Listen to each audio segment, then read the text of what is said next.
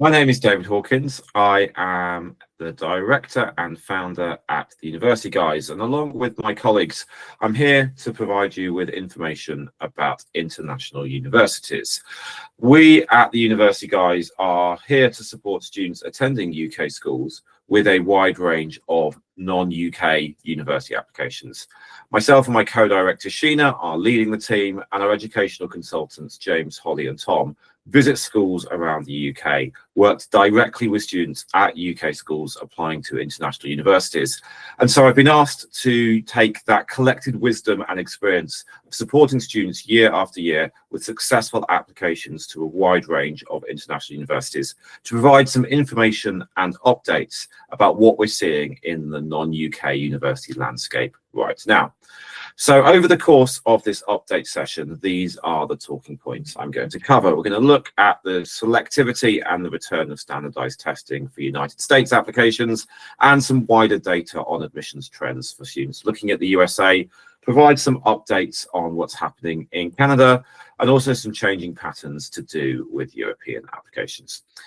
Now, before I delve into that, it's important to set a little bit of context. The data you see here is from the Independent Schools Council census. This is all private schools in the UK who provide information to the Independent Schools Council about all sorts of things, including where do their leavers go to university. And what we can see is we're looking at a proportion now, around 7% of UK independent school leavers choosing to go to an international university for their post-18 education. Of that, just a tad under half are going to the USA, other being the second most popular, and then we see Canada, Spain, and the Netherlands. And you see in the top right here, those universities that make up the top 10. Yes, the US is dominating, but you see also a few other universities in there. So it's a very diverse group of universities that students are going to. But with the USA dominating, being the top choice, what are we seeing with US applications? What are those key bits of information to be aware of in this process? Well, one of the really helpful things that's happened in the last period of time is where we have more amounts of admissions data, so we can delve beyond the headlines into the actual selectivity, not just of US universities, but actually now through a new tool on UCAS for UK universities as well. So what we've pulled out here is looking at the overall admissions rates to a range of famous US universities, and also comparing that to the biochemistry degree at Imperial, that's averaged over the last 4 years, and the history degree at King's College London. The US data you see here is just for the last admission cycle. And I'm afraid it's pretty stark when you start to look at the comparisons. You see Harvard's admissions rate for the most recent year was 3.5%. King's for history was 95%. And there are systemic reasons as to why it would be easier to get into a more well-known UK university than it would be a US one. I could delve into those if you would like to know more, but for the purposes of this session, it's just really clear that though some of the media narrative might lead us to believe that, oh yes, you can look at the US as your nice backup to maybe Oxbridge, the data does not support that assertion.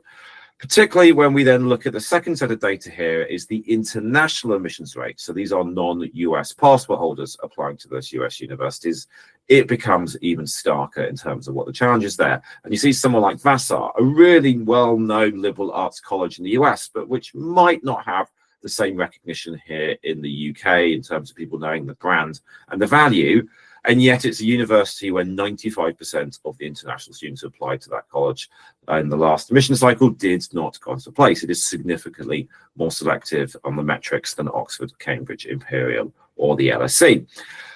This also gets challenging when we start to look at the early admissions data, that binding early decision application or the non-binding early action. We can see that the universities offering early decision, it is a significant spike. Northeastern suddenly goes up to a 53% admissions rate had you applied to them saying, if you offer me a spot, I am coming, I'm withdrawing any other application anywhere in the world. And with the early actions, universities who offer that pathway, different things there as well. So it's really clear now we have this data that if your goal is to get into the quote unquote best university you might be able to go to, the US return on investment for this, the likelihood of getting that at some of those most famous universities is not a good equation, certainly compared to particularly popular UK universities and certain courses here. Notice also Imperial Biochemistry there at 30%. And so this is where the overall data versus the UK data gets quite interesting. When you look at the big data of where the international students go to in the US, it's not actually where UK educated students are going. And a part of that is to do with the fact that the UK itself is a destination higher education country. So for those who are in the UK already for schooling, whether you're paying home or international fees, you've got a world-class university system pretty much on your doorstep. And chances of we've seen are quite high. The system, the UCAS application system, is also on the global scale relatively straightforward. And so when we look at where overall international students are going, we see some of the popular ones in the Midwest and the Great Lakes, the I-95, the kind of northeastern corridor is there well, schools like Duke and Georgia Tech in the south. And most universities are reporting lower admissions rates for internationals compared to domestic, particularly out-of-state domestic in there. It's the other way around in a few places. And then this last little bullet point here as well, also understanding that though most universities are significantly more selective for internationals, we can see that those would be the colleges where there is significant financial aid. The point being, if you are not American and to go to college in the US when you do require money from that institution to attend, it makes it even more selective in the vast majority of cases than it might have been before. So let's relate that to the context of visiting, a couple of hundred UK schools a year, working with a large number of students. What do we see? Well, our experience at the university, guys, talking to schools and working with students, is that super famous US universities are ever more competitive for students from UK schools.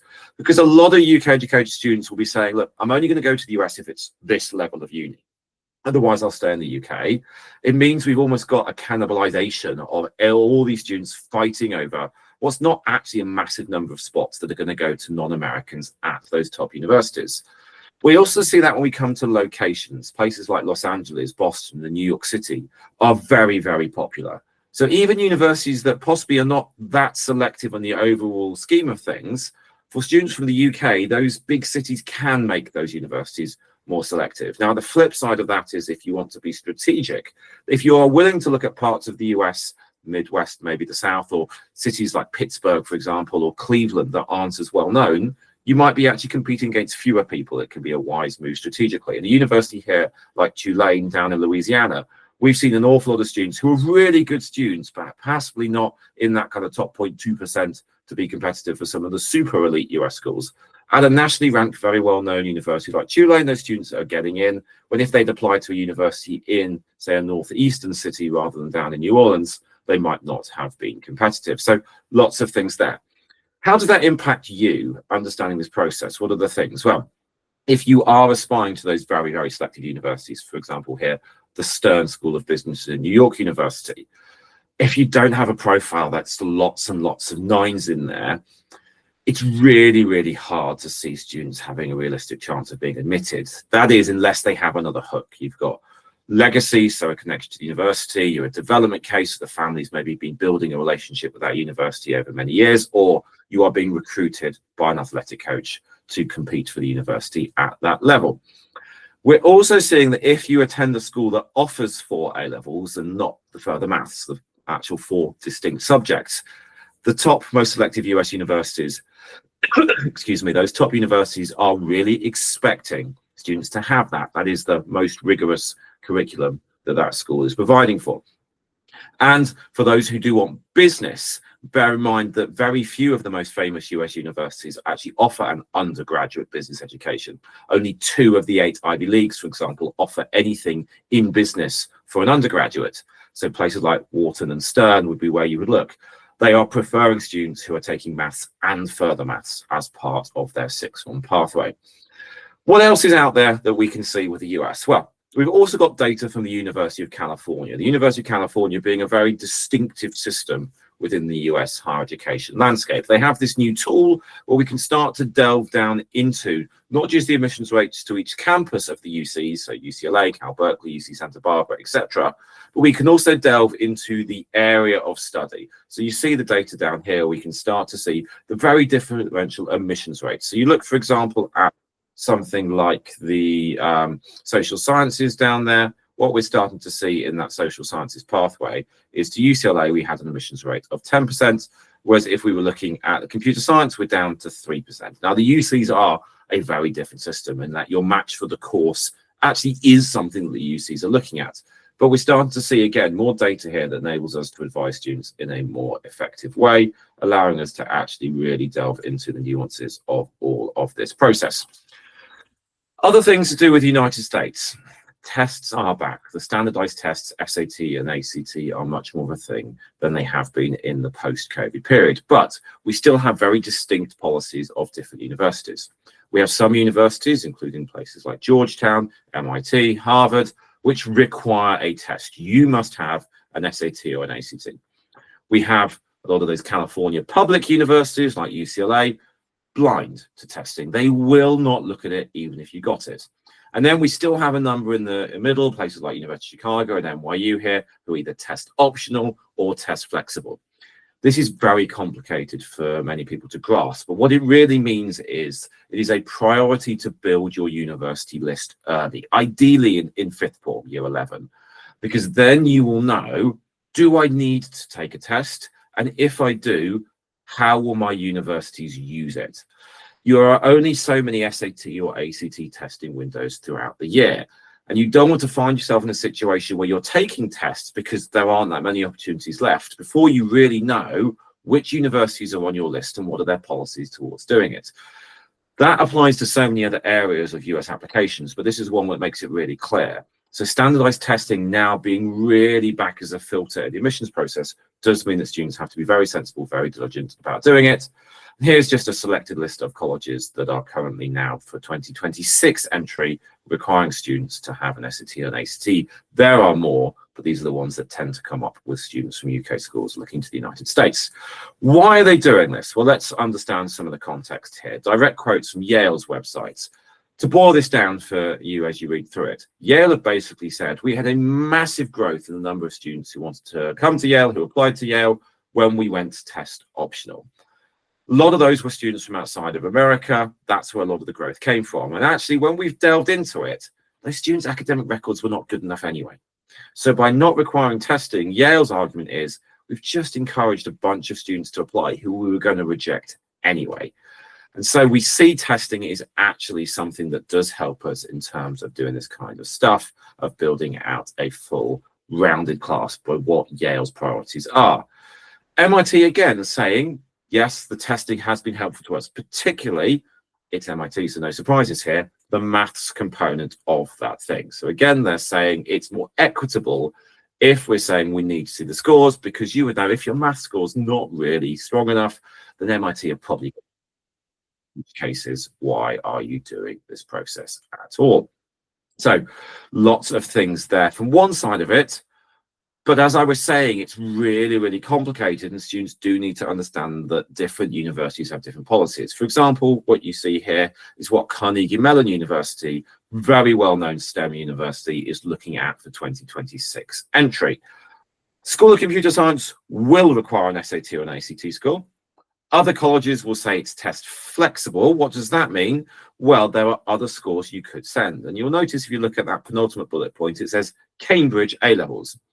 Cambridge is only one exam board within A-levels offering international A-levels. A lot of Americans actually sit the Cambridge exam board, hence why they're using it.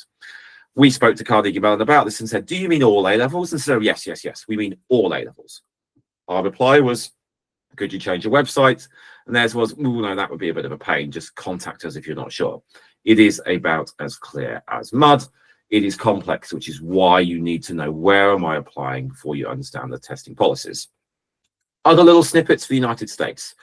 The role of legacy in admissions is changing quite significantly. We've had a couple of bits here where individual universities have said, oh no, the fact that your family member has attended the university won't help. Some public universities have done it as well. But the big news is that it is now illegal for any university in California, including private places like Stanford, to use legacy in the admissions process. So the movement away from legacy continues. We will watch this space to see the impact that has on admissions to Californian private universities.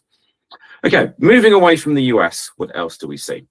Canada has been through a process of being very, very mindful of how almost a decade's worth of really promoting Canada as a very welcoming international study destination with great post-graduation opportunities. Students could stay in Canada for quite a number of years. Had seen some potential bad actors take advantage of this idea of encouraging students from certain challenging parts of the world to come to university in Canada as a backdoor for immigration. And there were some tragic, heart-wrenching stories out there, which meant that the Canadian government, certainly the Trudeau government that has just left office, really focused on tightening this up. And you may have seen in the news things about it. There's a new process to get a recognition letter, that universities have certain limits on how many international students they can come. And it created a lot of concern, a lot of worry. Actually, what we're seeing is students from the UK or attending UK schools are not having any issues here as well. We are a country that obviously shares a king. We have great relationships with Canada, and actually students who come here are English speaking and well qualified and are able to do well at Canadian universities. It hasn't really impacted the chances of students from UK schools getting into universities in Canada. Because although this fear of the provincial attestation letters, this extra requirement to show more money and things here, and the slightly different process that Quebec is using in here, it's just created some extra bureaucratic hurdles in there. Our advice for Canadian applications had always been apply as soon as the admissions opens, normally in early October of your last year of school. With this stuff, it's becoming even more apparent. Get your application in early, because getting admissions to Canadian universities is pretty predictable and relatively straightforward, but it's the bureaucratic paperwork elements of this that do need some attention in there. Okay, final section to then cover is changing patterns within European applications. Certainly in the work we do at the university, guys, more and more and more, we're hearing schools saying more of our students want to go and study in Europe for degrees taught in English. There are large numbers of bachelor's degrees in continental Europe taught entirely in English, and also, see, there's the Republic of Ireland as well. But what are we seeing? Well, Ireland is a challenge in terms of getting admissions, particularly for those students who are paying the home fees in Ireland. So that'd be British students, European students, European Economic Area students, who've also had family members paying tax in one of those areas. It's a post-qualification admission system where your A levels are converted into CAO points, and then the places are awarded in terms of a ranked order of preferences. But Ireland, for the current admission cycle, has made that conversion ever so slightly more generous towards A-level students, so that an A-star used to be worth 185 points. It's now worth 192. When points do differentiate between candidates, and the cutoffs can be very, very harsh in terms of admissions to Irish universities, this can only be a positive thing, but it doesn't really change the macro situation here that the most well-known Irish universities are perhaps more competitive than students attending UK schools might assume them to be. Now, if you're an international student coming to a UK school, then you don't go through the system, and admissions to Ireland is relatively straightforward. This does only apply to those UK, EU, EEA residents and taxpayers who are applying through the CAO admission system. We're seeing Spain become more and more of an option. IE University, you see a news article here from the Telegraph back from October, is really out there. IE actually has an office in Kensington, going out to schools. It is really, really popular in there. But it's becoming for certain courses in a way that's often quite surprising to students and parents, particularly those who might have thought 5-10 years ago that we had no somebody got in and they got in with B's at A level. Well, as the university gets more popular, it becomes more selective. We also saw some issues with IE in the 2024 cycle, having a slight inconsistency in terms of IB offer holders who get their results in July. A lot of them had their spots taken away if they'd missed their grades. It's not as fixed as the UK, but maybe there was a 6-7 point decline. A lot of those were got rid of, but when A levels come out much later in the cycle, IE seemed to be a little bit more forgiving.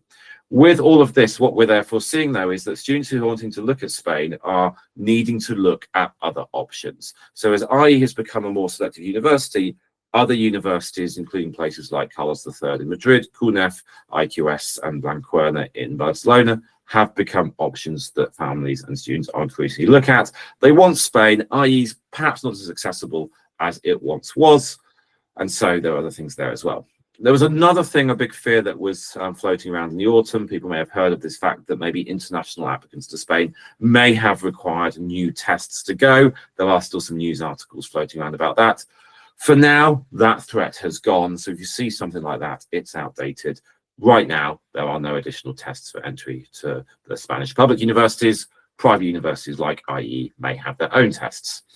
Italy, a not dissimilar situation in terms of what we're seeing. Bocconi is the big popular one there, and there's been a massive spike in students from UK schools applying to study at Bocconi in Milan, partly because it becomes more popular, partly in response to some UK universities, particularly for things like economics that Bocconi focuses on becoming quite selective, but also the writing elements of Bocconi's application have gone. It's actually now just about the data, which makes it easier to apply for. More students are thinking, right, well, it's not going to take me a huge amount of time. I'll have a go in terms of that. Because it is a database process, we're then seeing that their requirement of Bocconi for testing becomes a little bit more. The SAT score that you could use for Bocconi, you can also use the ACT or their own test, is ticking up and up and up. We're almost looking at Ivy League level scores now to be competitive for a lot of Bocconi's courses in there. And their new application portal that they used to deal with this new process was not as easy or transparent as we might have wanted it to be. For those who were in the school in the IB diploma, it was particularly difficult in terms of things of how it worked in here. And there was things like a GPA calculator that was sometimes a bit baffling. We worked with a large number of students just for the period of the Bocconi application back in September to help them navigate this kind of stuff. And as we've seen in Spain, what we're also seeing here in Italy is other universities, Luis and Cattolica, Luis and Rome Cattolica in Milan, becoming quite popular. And also, interestingly, though it's not in Italy, Forward College, which is based in Portugal and offers a University of London degree, also becoming interesting options that people are increasingly looking to consider. Other bits in Europe, Germany has updated both its IB and its A-level requirements. For those of you, like those students here, who are doing A-levels, it used to be really, really hard to get the right combination of A-levels to get entry to universities. In Germany, it is now significantly easier. We have this podcast resource on our website, which really delves into the details of it. But we've now got 3 different lists of A-level subjects. You need to kind of lean towards the more traditional type of A-levels, and you've got those, then you will be eligible for university in Germany, though there are still prerequisite subjects applying dependent on what course of study you want to follow. And then to tie that all together, we're also seeing more and more global rotation degrees becoming a thing that people are looking at. We have dual degrees, where a university has partnered with another one, that you start at one and finish at another. Sciences Po in France, for example, loads of their subjects taught in English at the start. You go to France for 2 years, and then you can go to places like Hong Kong or New York or San Francisco. Columbia also has it, but you start at the partner university first, for example, Trinity College Dublin, and off to Columbia, New York. We have universities that have campuses around the world. So Northeastern University, for example, has a main campus in Boston and campuses also in London, Manhattan, and Oakland, California.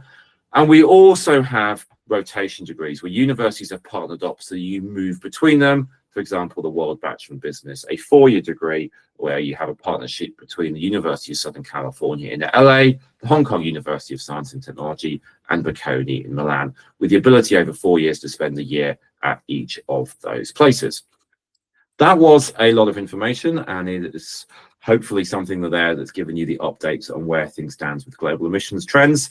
If you want to know more about the nuances of any emission systems, our website, theuniversityguys.com, is out there as a completely free resource. We are not monetizing any of this. There's no advertising, no sign-ups. Please go on there and you can find blogs and podcasts and recordings about all sorts of international university destinations, business in the Ivy League, for example, in there. And if you are looking for some additional information or perhaps some support with your application, please reach out to us via the contact details available on your screen. Thanks so much for listening to these updates. We hope it's been useful.